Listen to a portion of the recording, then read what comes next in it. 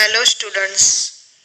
In previous video we have studied about the biotechnology. What is biotechnology and benefits of biotechnology. Now today's video we are going to study about commercial applications of biotechnology. So here biotechnology is used as a commercial.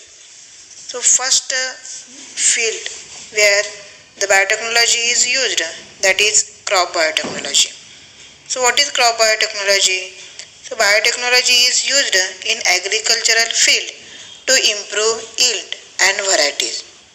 So here see, this biotechnology is used for improvement of the yield, म्हणजेच उत्पादन वाढवण्यासाठी, त्याचप्रमाणे पिकांच्या वेगळ्या प्रकारच्या varieties तयार करण्यासाठी या बायोटेक्नॉलॉजीचा ॲग्रिकल्चरल फील्डमध्ये उपयोग केला जातो. तर याच्यामध्ये दोन मुख्य गोष्टी येतात. First one is hybrid seeds and second one is genetically modified crops. Hybrid seeds म्हणजे काय बघा. So what is hybrid seeds? When genes of two different crops are recombined to form hybrids of various crops, so this is specially useful for fruits. आता इथं काय केलं जातं बघा, दोन वेगळ्या प्रकारच्या क्रॉप्स मधले जीन्स जे आहेत तर त्यांचं काय केलं जातं, रिकॉम्बिनेशन केलं जातं आणि त्याच्यापासून तिसऱ्याच प्रकारच्या एक सीड्स तयार केले जातात. आता इथं फॉर एक्झाम्पल बघा, मँगो प्लांटच्या दोन वेगळ्या व्हरायटी आहेत, ए आणि बी असं आपण समजू. ए ही व्हरायटी जी आहे तर ती लवकरात लवकर त्याच्यामध्ये फ्रूट्स तयार होतात, म्हणजे कमी कालावधीमध्ये. आणि बी मध्ये त्याच्यामध्ये त्याच्यात जे स्वीट्स फ्रूट्स असतात ते खूप स्वीट आहेत असं समजूया आपण. याच्यामध्ये आपल्याला एक आता नवीन व्हरायटी तयार करायची आहे, त्याच्यामध्ये कमीत कमी कालावधीमध्ये आणि स्वीट्स असणारे फ्रूट्स आपल्याला डेव्हलप करायचे आहेत. तर आपण काय करू शकतो, तर दोन्ही वेगळ्या प्रकारच्या या प्लांट किंवा क्रॉप्समधले जीन्स सेपरेट करून त्याच्यापासून नवीन प्रकारची व्हरायटी तयार करून त्याच्या सीड्स तयार करू शकतो आपण. आणि सी एक वेगळ्या प्रकारची सीड्स इथं तयार होतील जी काय असेल ज्याच्यामध्ये आपल्याला हव्या असणाऱ्या जे डिझायर्ड कॅरेक्टरिस्टिक आहेत तर ते आपल्याला त्याच्यामध्ये तयार करता येतील. म्हणजेच कमीत कमी कालावधीमध्ये आणि स्वीट असणारे फ्रूट्स आपल्याला इथं डेव्हलप करता येतील. So next one is genetically modified crops. यालाच आपण जेम क्रॉप्स असे म्हणतो. Crops developed with desired characters by integrating foreign gene with their genome are called as a genetically modified crops. म्हणजे काय होतं बा इथे की आपल्याला हव्या असणारे जे आहेत म्हणजे डिझायर्ड कॅरेक्टर्स जे फॉरेन जीन पासून काढून तर त्या एखाद्या विशिष्ट प्रकारच्या क्रॉपमध्ये त्याचं इंटिग्रेशन करून आपण वेगळ्या प्रकारचे काय करू शकतो, जीनोम तयार करू शकतो एखाद्या क्रॉपचं. तर अशा क्रॉप्सना जेनेटिकली मॉडिफाईड क्रॉप्स असं म्हटलं जातं. म्हणजे दुसऱ्या वेगळ्या प्रकारच्या फॉरेन प्लांट जे आहेत, क्रॉप्स आहेत, तर त्याच्यामधले जे हवे असणारे जे कॅरेक्टर्स आहेत जे कॅरेक्टर्सचे जे जीन्स आहेत तर ते काय केले तर सेपरेट केले जातात आणि एका विशिष्ट प्रकारच्या क्रॉपमध्ये त्याचं इंटिग्रेशन केलं जातं आणि नवीन प्रकारचे जीनोम तयार केले जातात एखाद्या क्रॉप्सचे. यालाच जेनेटिकली मॉडिफाईड क्रॉप्स असं म्हटलं जातं. So what is the benefit of this? So high yielding varieties with resistance to disease, alkalinity, weeds, other stresses like cold and drought. आता ह्या अशा आपण काय करू शकतो, अशा व्हरायटीज तयार करू शकतो इथं ज्या हाय यील्डिंग व्हरायटीज असतात आणि म्हणजे भरपूर उत्पादन देणाऱ्या अशा काय असतात व्हरायटीज असतात, ज्या विशिष्ट प्रकारच्या डिसीजना रेजिस्ट करणाऱ्या किंवा समजा जमिनीची जी अल्कलिनिटी म्हणजे क्षारता कमी जास्त झाली तर त्याला त्या स्थितीत सुद्धा व्यवस्थितपणे वाढणाऱ्या किंवा वीड्सना रेजिस्ट करणाऱ्या अशा किंवा अदर जे स्ट्रेसेस आहेत, टेम्परेचर चेंजेस जे आहेत म्हणजे कोल्ड किंवा डॉट, थंडी किंवा खूप जास्त उष्णता, याला रेजिस्ट करणाऱ्या पण व्हरायटीज आपण अशा डिझायर्ड कॅरेक्टर्सच्या व्हरायटीज इथं तयार करू शकतो. So that type of crops are called as genetically modified crops. Now see the examples of these GM modified crops. First one is BT cotton. So what is BT cottons? So here see, a gene had been isolated from the bacterium Bacillus thuringiensis and that is integrated with the gene of cotton. तर इथं काय केलं जातं बघा, BT cotton म्हणजेच काय, BT हा short form आहे Bacillus thuringiensis. So that is a species of bacteria. तर याच्यामधले जे जीन्स आहेत म्हणजे ज्या बॅक्टेरियातले जीन्स आहेत त्याचं आयसोलेशन म्हणजे ते सेपरेट केले जातात आणि कॉटनच्या जीनमध्ये त्याचं इंटिग्रेशन केलं जातं, ते इमर्स केले जातात. आणि due to this the toxin which is fatal for bollworms was produced in leaves and bolls of cotton. आणि त्याच्यामुळे काय होतं म्हणजे जेव्हा हे जे बॅसिलस थुरॅन्जिनेसिस मधले जे जीन्स आहेत जे कॉटनच्या क्रॉपमध्ये त्याचं इंटिग्रेशन केलं जातं, तर तेव्हा त्याच्यामुळे काय होतं की ल्यूजमध्ये म्हणजे कॉटनच्या ल्यूजमध्ये टॉक्झिन, एक प्रकारचं टॉक्झिन तयार होतं. सो हे जे टॉक्झिन आहे तर ते बॉलवर्म्सना म्हणजे बोंड अळीला मारण्यासाठी काय असतं, हे सुटेबल होतं.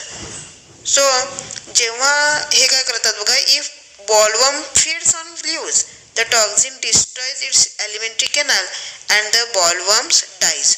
आता जेव्हा हे बोंड अळी त्या क्रॉप्सवर येईल म्हणजे बॉलवर्म्स जेव्हा त्याच्यावर येतील आणि ते कॉटनचे लीव्स खातील, तर तेव्हा काय होतील, त्या ल्यूजमध्ये असणारे जे टॉक्झिन आहे तर ते त्या बॉलवर्मच्या एलिमेंटरी कॅनलला डिस्ट्रॉय करतील आणि त्याच्यामुळे बॉलवर्म्स जे आहेत तर ते मरतील. म्हणजे अशा प्रकारे हे एक डिझायर्ड अशी स्पेशल टाईपची आपण जेनेटिकली मॉडिफाईड क्रॉप्स इथे एक एक्झाम्पल पाहिलं. So that type of another example see BT brinjal. BT again that is the short form of Bacillus thuringiensis. So here this variety is developed by using the gene isolated from the Bacillus thuringiensis. This improves variety of brinjal, kills the pest in the same way as a BT cotton does. मग इथं पण same जसं BT cotton मध्ये जे जसं आपण bacillus थुरॅन्जिनेसिस मधले jeans isolate करून या ब्रिंजलच्या क्रॉपमध्ये त्याचं काय केलं जातं, इंटिग्रेशन केलं जातं आणि त्याच्यामध्ये एक नवीन इम्प्रूव्ड व्हरायटी तयार होते ब्रिंजलची, जी काय करू शकते त्या ब्रिंजल क्रॉप्सवर येणारे जे पेस्ट आहेत तर ते डिस्ट्रॉय करू शकतात, जसं बीटी कॉटनमध्ये होतं तसं सेम प्रकारचे. नाव third example is golden rice. आता ही एक नवीन वेगळ्या प्रकारची काय आहे, राईसची ही एक व्हरायटी आहे. So here a gene synthesized the vitamin A, that is beta carotene, has been introduced in varieties of rice. So इथं काय केलं ते बघा, इथं आता विटॅमिन ए जे आहे ज्याला आपण बीटा कॅरोटीन म्हणतो, तर ह्याचं सिंथेसाइज जे आहे तर करणारे जीन्स जे आहेत तर ते या राईस क्रॉपमध्ये त्याचं काय केलं जातं, इंटिग्रेशन केलं जातं. So therefore, as compared to the normal variety, this variety which has been developed in 2005 contains 23 times more amount of beta carotene. आता इतर याच्यामुळे काय झालंय बघा, ज्या नॉर्मल व्हरायटीज आहेत राईसच्या तर त्या राईसच्या व्हरायटीजपेक्षा जवळजवळ 23 टाइम्स एवढं मोर अमाऊंट ऑफ बीटा कॅरोटीन या गोल्डन राईसच्या या नवीन व्हरायटीमध्ये आपल्याला दिसू शकतात. म्हणजे इथं काय झालं, विटॅमिन एचं जे काय सिंथेसायझिंग आहे, so gene synthesising for the vitamin A, so that is introduced into this variety and therefore the normal the amount of beta carotene that is get increased. So thus this type of varieties may be produced with the help of biotechnology to raise the amount of vitamin A. So see again, herbicide tolerant plants also produced with the help of biotechnology. Now what are herbicide tolerant plants? So herbicide म्हणजे तणनाशके. तर तणनाशक ना विरोध करणारे plants produce करू शकतो आपण with the help of biotechnology. So weeds always affects the growth of main crop. If herbicides are used to destroy the weeds, it affects the main crops too. So आता इथं बघा, weeds म्हणजे unwanted plant जे आहेत ते त्यांच्या ग्रोथमुळे जे main plant आहे किंवा क्रॉप्स आहेत तर त्यांच्यावर काय होतो, त्याचा परिणाम होतो त्या वीड्समुळे. आता जेव्हा आपण हर्बिसाइड्स स्प्रेड करतो त्या वीड्सना डिस्ट्रॉय करण्यासाठी तर तेव्हा मेन क्रॉप्सवर सुद्धा काय होतो, त्याचा परिणाम होतो. So due to this herbicide tolerant plants varieties of crops are being developed. Due to this it has become possible to selectively destroy the weeds. आता त्याच्यासाठी म्हणजे मेन क्रॉप जे आहेत तर त्याच्यावर हार्बिसाइडचा कोणताही इफेक्ट होऊ नये याच्यासाठी हार्बिसाइड टॉलरंट प्लांट्स ची व्हरायटी तयार केली जाते किंवा डेव्हलप्ड केली जाते. त्याच्यामुळं फक्त सिलेक्टिव्हली वीड्स जे आहेत तर तेच फक्त काय होतात, डिस्ट्रॉय होतात आणि मेन जे क्रॉप्स आहेत तर त्याच्यावर so that is not affected by this main crops. म्हणजे इथं मेन क्रॉप्सवर कोणत्याही प्रकारचा परिणाम होत नाही. अशा प्रकारचे herbicide tolerant plants are produced with the help of biotechnology. Biofertilizers also produced with the help of biotechnology. तर बायोफर्टिलायझर्स म्हणजे काय? बायो मीन्स लिव्हिंग, म्हणजे लिव्हिंग टाईपचे फर्टिलायझर्स प्रोड्यूस होऊ शकतात with the help of biotechnology. So due to use of biofertilisers instead of chemical fertilizers, nitrogen fixation and phosphate solubilization abilities of plants are improved.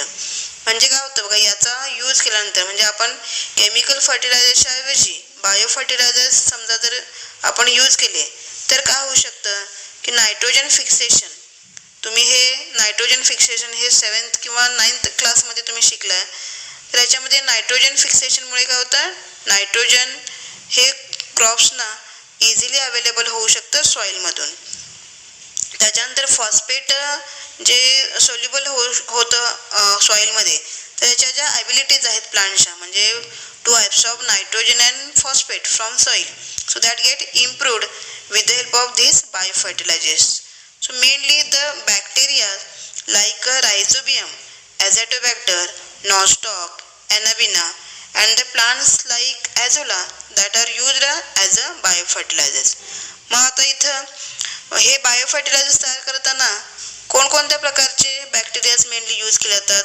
So the examples R इथं rhizobium किंवा ॲझॅटोबॅक्टर, Nostoc, ॲनाबिना आणि azolla plants जे आहेत तर ते बायोफर्टिलायझर्स म्हणून use केले जातात. Beside this we have studied the tissue culture in the last year. Genetic improvement of the plants has become possible due to tissue culture and besides those characters inherited to next generation.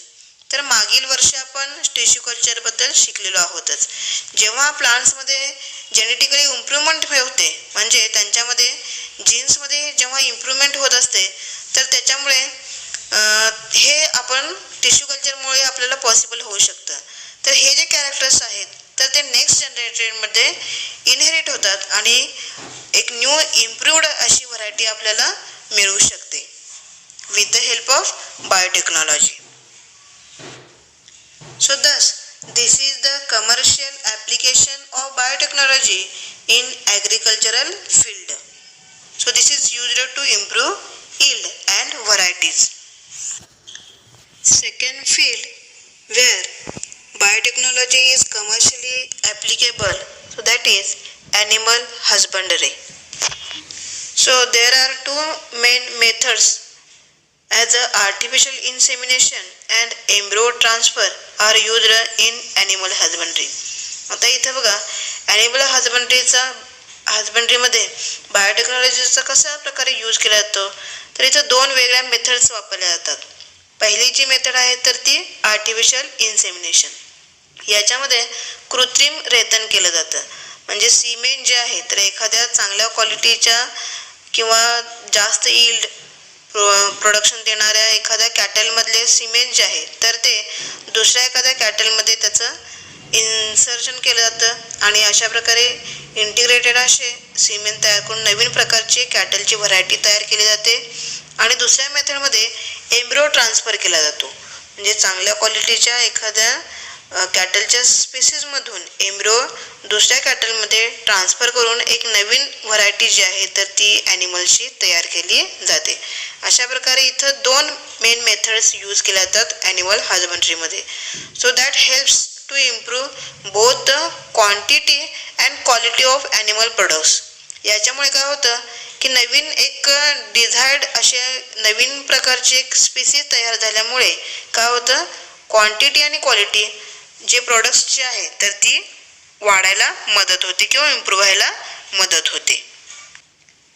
जे actually इथं कुठले कुठले products आहेत तर milk, meet, wool या प्रकारचे जे products आपल्याला ॲनिमल्सपासून मिळतात तर त्याच्यामध्ये क्वांटिटी आणि क्वालिटी आपण इम्प्रूव्ह करू शकतो.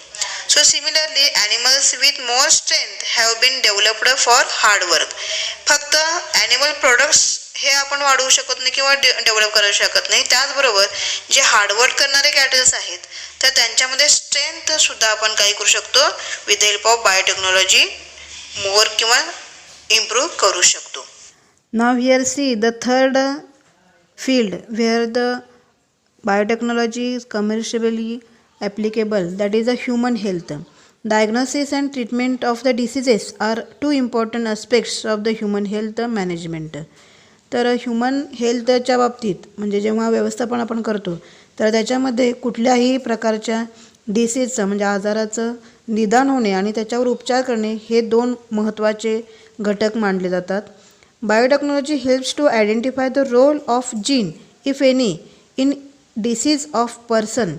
Diagnosis of the diabetes and heart diseases has become possible even before the onset of symptoms with the help of biotechnology. तर बायोटेक्नॉलॉजीच्या मदतीनं आपण आपल्याला एखाद्या आजारासंबंधीचा जीन जो आहे तर तो आयडेंटिफाय करता आला तर जसं डायबिटीज किंवा हार्ट डिसीजेस जे असतात तर त्याच्यामध्ये लवकरात लवकर कुठल्याही प्रकारचे लक्षण दिसल्यानंतर लगेचच त्या रोगांचं निदान करणं काय होतं या बायोटेक्नॉलॉजीमुळे शक्य होऊ शकतं. Diagnosis of the diseases like AIDS, dengue can be done within a few minutes. आणि त्याचप्रमाणे एड्ससारख्या किंवा डेंग्यू यासारखे जे आजार आहेत तर त्याचं निदान जे आहे तर डायग्नोसिस हे काही मिनिटांमध्ये करणं शक्य झालेलं आहे. Hence treatment can be done at the earliest. आणि असं जेव्हा डायग्नोसिस आपण लवकरात लवकर करतो तर तेव्हा त्याचे जे उपचार पद्धती आहेत तर ती लवकरात लवकर करणं शक्य होऊ शकतं. Various medicines are used for the treatment of diseases. तर याच्यामध्ये या आजारांमध्ये वेगळ्या प्रकारच्या मेडिसिनचा वापर केला जातो. For example see the hormones insulin is used in the treatment of the diabetes. तर जसं आपण एक्झाम्पल इथे सांगू शकतो डायबिटीज या आजारामध्ये ट्रीटमेंटमध्ये इन्सुलिन हे जे हॉर्मोन आहेत तर त्याचा वापर केला जातो. Earlier insulin was being collected from the pancreas of the horses. However, nowadays due to the biotechnology, insulin can be prepared with the help of bacteria. तर पूर्वी हे जे इन्सुलिन आहे जे डायबिटीज या आजारामध्ये वापरलं जातं तर हे हॉर्स म्हणजे घोड्याच्या पॅनक्रियाजमधून काय केलं जात होतं, कलेक्ट केलं जात होतं. पण आत्ता nowadays it is possible due to the biotechnology that insulin can be prepared with the help of bacterias. तर काही जीवाणूंच्या मदतीनं हे इन्सुलिन सहजपणे तयार केलं जाऊ शकतं. For this purpose human insulin gene has been inserted into the genome of the bacteria. तर याच्यासाठी काय केलं जातं पहा, तर बॅक्टेरियाचा जो जीनोम आहे म्हणजे total amount of the genetic material तर त्याच्यामध्ये इन्सुलिनचा जीन जो आहे ह्युमन बिईंगमधला तो काय केला जातो, इन्सर्ट केला जातो. आणि अशा प्रकारे इन्सुलिन बॅक्टेरियापासून काय केलं जातं, मिळवलं जातं. Also various vaccines and antibodies are produced in the same way. अशाच प्रकारे वेगवेगळ्या प्रकारचे वॅक्सिन्स आणि अँटीबॉडीज जे आहेत म्हणजे प्रतिजैविक ही पण याच पद्धतीनं तयार केली जातात. Now see vaccines and vaccinations म्हणजे लशी आणि लसीकरण. Vaccine is a antigen containing material given to acquire either permanent or temporary immunity against a specific pathogen or disease. Vaccine म्हणजेच काय असतात, हे प्रतिजैविक असतात. तर ही असे मटेरियल असतात ज्याच्यामध्ये त्या पर्सनला एका स्पेसिफिक पॅथोजनच्या अगेन्स्ट म्हणजे रोगजंतूच्या अगेन्स्ट किंवा एखाद्या आजाराच्या विरुद्ध लढण्यासाठी काही कालावधीपुरती किंवा कायमस्वरूपी इम्युनिटी जी आहे म्हणजे प्रतिकारशक्ती जी आहे तर ती प्रोव्हाइड केली जाते. Traditionally vaccines were prepared with the help of pathogens. पूर्वी च्या काळापासून म्हणजे परंपरागत मेथड जे आहे तर त्याच्यामध्ये काही रोगजंतूंपासून हे वॅक्सिन जे आहे तर ते तयार करण्यात येत होते. Completely or partially killed pathogens were used as a vaccine. तर याच्यामध्ये त्या रोगजंतूंना काही प्रमाणात किंवा पार्शली किंवा पूर्णपणे किल्ड पॅथोजन्स जे आहेत तर त्यांचा या वॅक्सिन्समध्ये वापर केला जात असे. However due to this there were chances of the contracting the diseases in case of some persons. तर जेव्हा अशा प्रकारे पार्शली किंवा किल्ड पॅथोजन्स वापरले जातात तर इथं काही वेळेस हे जे डिसीजेस आहेत तर त्या पर्सन्सना होण्याची शक्यता आपल्याला नाकारता येत नाही. Hence as an alternative scientist try to artificially produce vaccines with the help of biotechnology. मग याला पूरक म्हणून किंवा याला ओव्हरकम करण्यासाठी सायंटिस्टनी काय केलं, बायोटेक्नॉलॉजीचा वापर करून आर्टिफिशियली वॅक्सिन्स जे आहेत तर ते तयार करण्यात येतात. So for this purpose scientist produce the antigen in laboratory with the help of the gene isolated from the pathogen and used it as a vaccine. मग या कारणासाठी सायंटिस्ट काय करतात तर लॅबोरेटरीमध्ये या रोगांच्या विरुद्ध किंवा तो जो रोगजंतू आहे त्याच्यामधले जीन्स जे आहेत तर ते आयसोलेट म्हणजे सेपरेट काढले जातात आणि त्याच्यावर अँटीजेन जो आहे म्हणजे प्रतिजैविक जे आहेत तर ती लॅबोरेटरीमध्ये आर्टिफिशियली तयार केली जातात आणि ॲज अ वॅक्सिन म्हणून ती काय केली जातात, वापरली जातात. So thus safer vaccines are being produced. आणि अशा प्रकारे अतिशय सुरक्षित अशी वॅक्सिन जे आहेत म्हणजे लस जी आहे तर ती तयार करण्यात येते. नाव proteins which act as a antigen are injected in pure form instead of injecting the killed or semi killed pathogens. तर आता हल्ली जे प्रतिजैविक वापरली जातात तर ती प्रोटीन्स असतात जी काय केली जातात प्युअर फॉर्ममध्ये वापरली जातात आणि त्याचं इंजेक्शन दिलं जातं तर कुठल्याही प्रकारचे पॅथोजन्स म्हणजे रोगजंतू वापरण्यापेक्षा. So these proteins keep the persons away from the disease by keeping the immune system active. आणि हे जे प्रोटीन्स असतात जे इंजेक्ट केले जातात पर्सन्सला तर ते त्यांना त्यांची जी इम्युन सिस्टीम आहे म्हणजे प्रतिकार क्षमता जी आहे तर ती ॲक्टिव्ह ठेवण्यास मदत करतात आणि त्यांच्या रोगापासून त्यांना काय करतात, दूर सारतात. So thus injecting the antigens is safest way the vaccination. आणि अशा प्रकारे हे अँटीजेन्स इंजेक्ट करणे हे काय असतं, वॅक्सिनेशनचा सर्वात सुरक्षित असा मार्ग मानला जातो. Vaccine produced with the help of biotechnology are more thermostable and remain active for longer duration. अशा प्रकारे बायोटेक्नॉलॉजीचा वापर करून जे वॅक्सिन्स तयार करण्यात येतात तर हे सर्वात काय असतात, सुरक्षित आणि हे थर्मोस्टेबल असतात आणि हे जास्त कालावधीसाठी काय करतात, ॲक्टिव्ह राहू शकतात. आणि याचे एक्झाम्पल्स आपल्याला सांगता येतील, वॅक्सिन्स ऑफ पोलिओ, हिपॅटिटिस एक्सेट्रा. पोलिओच्या किंवा हिपॅटिटिसचे ज्या लसी आहेत हे एक्झाम्पल्स आपण सांगू शकतो. नाव see the edible vaccines. Work on production of edible vaccine is in progress and presently potatoes are being produced with the help of biotechnology. Edible vaccines काय असतात हे पाहूया आपण आता. तर ह्या इडिबल वॅक्सिनचं प्रोडक्शन जे आहे तर त्याच्यावर आता सध्या काय रिसर्च सुरू आहे. तर पोटॅटो जे आहेत तर ते असे इडिबल वॅक्सिन जे आहेत तर त्या पोटॅटोजमध्ये इन्सर्ट चं जे काम आहे तर ते सुरू आहे आणि हे बायोटेक्नॉलॉजीच्या मदतीनं हे कार्य सुरू आहे. So these potatoes are called as a transgenic potatoes. अशा पोटॅटोजना ट्रान्सजेनिक पोटॅटोज असं म्हटलं जातं.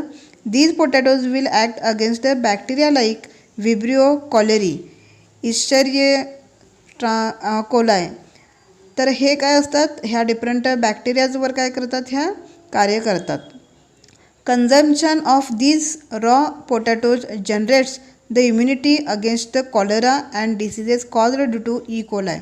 तर हे असे पोटॅटो जेव्हा आपण खातो तर तेव्हा आपल्यामध्ये कॉलराच्या तसेच ई कोलायमुळं होणारे जे डिसीजेस आहेत तर त्याच्या अगेन्स्ट आपल्या शरीरामध्ये काय होतात, प्रतिकारशक्ती जी आहे तर ती तयार होते.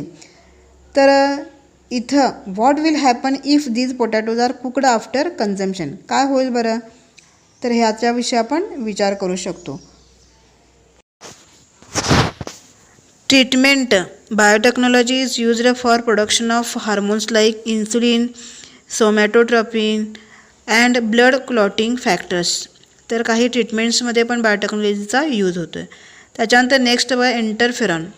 इंटरफेरॉन म्हणजे काय, so this is a group of small sized protein molecule use in the treatment of viral diseases. हा काय आहे, लहान आकाराच्या प्रोटीन मॉलिक्यूलचा एक ग्रुप असतो जो व्हायरल डिसीजेसमध्ये याचा ट्रीटमेंट म्हणून यूज केला जातो. These are produced in blood. However nowadays with the help of biotechnology transgenic E coli are used for production of interferons. तर ॲक्च्युली हे इंटरफेरन्स आपल्या ब्लडमध्ये तयार होतात, पण आता हल्ली बायोटेक्नॉलॉजीचा वापर करून ट्रान्सजेनिक ई कोलाय चा वापर या इंटरफेरन्सच्या प्रोडक्शनमध्ये केला जातो. त्याच्यानंतर नेक्स्ट आहे gene therapy. So gene therapy it is used to treat the genetic disorders in somatic cells has become possible due to biotechnology. तर जे सोमॅटिक सेलचे काही डिसऑर्डर्स आहेत तर त्याच्या ट्रीटमेंटमध्ये या जीन थेरपीचा वापर केला जातो. For example phenyl ketone urea PKT arises due to the genetic changes in hepatocytes that are the liver cells. तर इथं या फिनिल कीटोन युरियामुळे काय होतं, काही प्रकारचे जेनेटिक चेंजेस जे आहेत हिपॅटोसाइट्समध्ये म्हणजे लिव्हर सेलमध्ये होतात. So it has been become possible to treat it with gene therapy. तर हे जे अशा प्रकारचे चेंजेस आहेत तर याच्या ट्रीटमेंट करता येते ह्या जीन थेरपीचा वापर करून. So this method is called as a somatic cell gene therapy. या मेथडला सोमॅटिक सेल जीन थेरपी असं म्हटलं जातं. So all the cells except sperms and ova in the body are called as a somatic cells. हे तुम्हाला माहिती आहे. Now next one cloning. Production of the replica of any cell or organ or entire organism is called as cloning.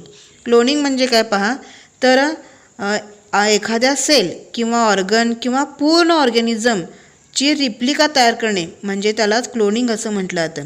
याच्यामध्ये 2 टाईपचे आपल्याला cloning दिसतात. त्याच्यातली first आहे reproductive cloning.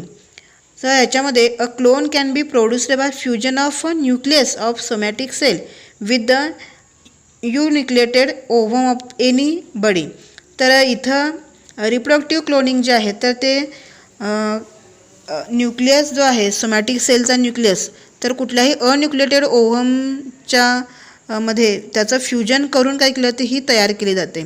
So there is no need of the sperms to produce the new organism. आणि म्हणून इथे कुठल्याही प्रकारे स्पर्म्सचा इथं गरज भासत नाही.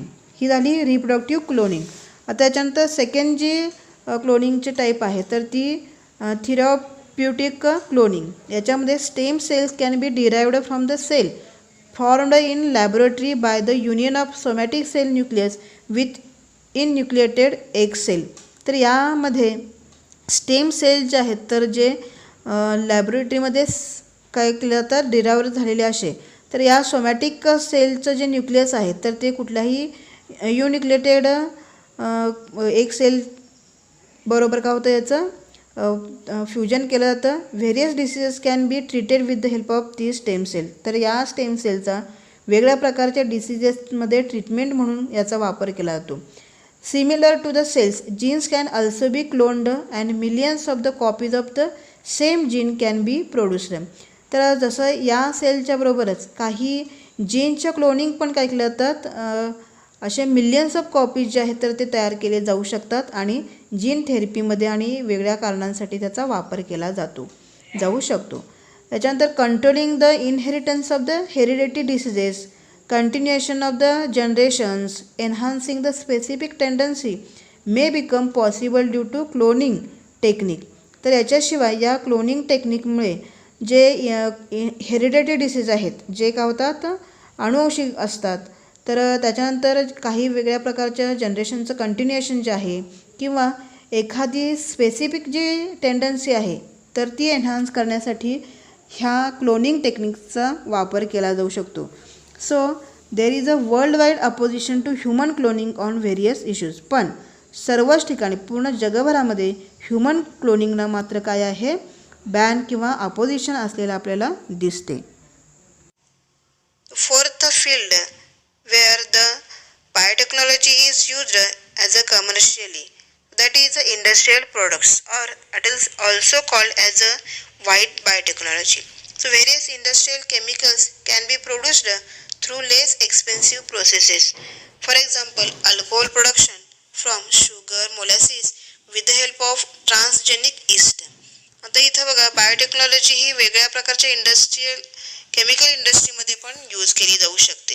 जसं वेगळ्या प्रकारचे केमिकल्स हे कमी खर्चांमध्ये तयार होऊ शकतात. फॉर एक्झाम्पल मोलॅसिसपासून अल्कोहोलचं प्रोडक्शन होऊ शकतं ट्रान्सजेनिक ईस्टचा यूज करून. हे थोडंफार आपण मायक्रोबायोलॉजीमध्ये काय केलं हे शिकलेलो आहोतच. याच्यानंतर fifth that is the environment and biotechnology. So it has become possible to solve environment related various problems with the help of biotechnology. So इथं बघा एन्व्हायरमेंटशी रिलेटेड वेगळे जे प्रॉब्लेम्स आहेत जसं sewage problem, so that can be solved with the help of biotechnology. So microbial techniques are already in use for treatment on sewage and solid waste. तर इथं बघा जे सिवेज आहे, सांडपाणी किंवा सॉलिड वेस्ट म्हणजे घनकचरा जो आहे, तर त्याच्यावर ट्रीटमेंट म्हणून त्याच्यावर प्रोसेस करण्यासाठी मायक्रोबियल टेक्निक ही यूज केली जाते. So sewage is rich in organic matter. If such sewage is released in natural water bodies like rivers, the organic matter in it gets oxidised with the help of dissolved oxygen. समजा जर हे sewage ज्याच्यामध्ये वेगळ्या प्रकारचे organic matter असतं, तर अशा प्रकारचं जे सिवेज आहे तर ते नॅचरल वॉटर बॉडीज म्हणजे रिव्हरमध्ये वगैरे सोडल्यानंतर तर त्या ऑर्गॅनिक मॅटरचं काय होतं, ऑक्सिडेशन होतं, जे नॅचरल बॉडीमध्ये असणाऱ्या म्हणजे वॉटरमध्ये असणाऱ्या डिझॉल्व्ड ऑक्सिजनमुळे. So due to this level of dissolved oxygen in water decreases adversely affecting the aquatic life. मग याच्यामुळे काय होईल, म्हणजे जेव्हा त्या ऑर्गॅनिक मॅटरचं ऑक्सिडेशन होईल डिझॉल्व्ड ऑक्सिजनचा यूज होऊन, त्याच्यामुळे काय होईल, जे वॉटरमध्ये असणारं डिझॉल्व्ड ऑक्सिजन आहे तर त्याचा पर्सेंटेज जे आहे तर ते कमी होईल आणि त्याचा इफेक्ट तिथे असणाऱ्या ॲक्वॅटिक लाईफवर होईल. आता हा इफेक्ट कशा प्रकारे होईल पहा.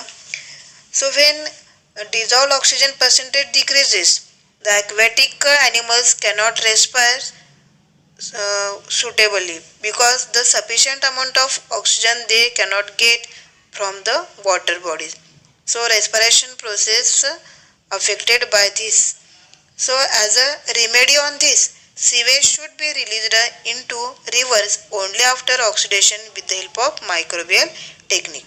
याच्यावर उपाय काय करता येईल, तर जेव्हा हे जे सिवेज आहे जे रिव्हर्समध्ये रिलीज करण्यापूर्वीच तर त्यावर काय केलं जातं, ऑक्सिडेशनची ट्रीटमेंट केली जाते आणि with the help of microbial technique and then after that treatmented sewage is released into the rivers. आता या मायक्रोबियल टेक्निक्स कोणकोणते आहेत पहा. Microbes are useful on large scale while production of compost by treatment on solid organic waste material.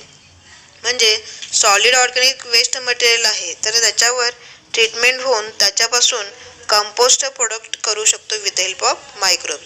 Also there are some biotechnological methods such as bioremediation, biopesticides, biofertilizers, biosensors. So these are the new concepts in the biotechnological methods now developed. Now see what is bioremediation. It means either absorption or destruction of toxic chemicals and harmful pollutants with the help of plants and microorganisms.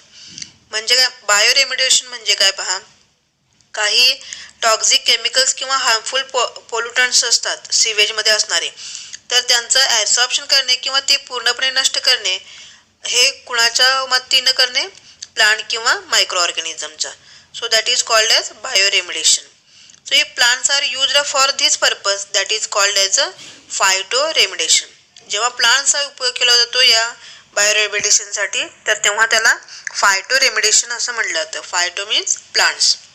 For examples the Pseudomonas bacteria are used for cleaning the hydrocarbon and oil pollutants from soil and water. Soil आणि वॉटरमध्ये असणारे hydrocarbons आणि oil pollutants clean करण्यासाठी Pseudomonas बॅक्टेरियाचा use केला जातो. Fern Pteris vittata can absorb the arsenic from soil. Genetically modified variety of Indian mustard can absorb selenium from soil. सॉइलमध्ये असणारे सेलेनियम हे इंडियन मस्टर्डची मॉडिफाईड व्हरायटीचा यूज करून ॲब्सॉर्ब केलं जाऊ शकतं. Sunflower can absorb uranium and arsenic. Then bacterium Deinococcus radiodurans.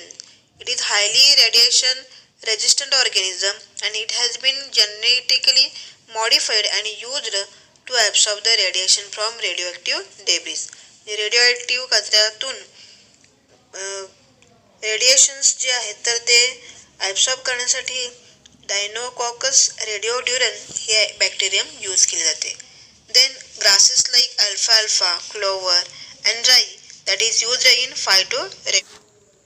Now fifth field is food biotechnology. Food items like bread, cheese, wine, beer, yogurt, vinegar, so that all are produced with the help of microorganisms. These food items are probably the oldest one produced with the help of biotechnology. तर हे सगळे जे food items आहेत हे micro ऑर्गॅनिझमचा use करून काय केलं जातं, तयार केलं जातं आणि या सगळ्यांमध्ये बायोटेक्नॉलॉजीची मदत घेतली जाते. याच्यानंतर सिक्स्थ फील्ड आपल्याला सांगता येईल DNA fingerprinting. So DNA that is a sequence of each person is unique as that of the fingerprints. तर DNA तुम्हाला माहिती असेल की DNA जो सिक्वेन्स आहे प्रत्येक व्यक्तीचा तर तो काय असतो, युनिक असतो. म्हणजे प्रत्येकाचा काय असतो, वेगळा असतो. जसे आपल्यामध्ये फिंगरप्रिंट्स असतात तर त्याप्रमाणे due to this identity of any person can be established with the help of its available DNA. तर त्याच्यामुळं कोणत्याही एखाद्या व्यक्तीला ओळखण्यासाठी DNA जे आहेत तर ते काय केले जाऊ शकतात, वापरले जाऊ शकतात. So this is called as a DNA fingerprinting. यालाच DNA फिंगरप्रिंटिंग असं म्हटलं जातं.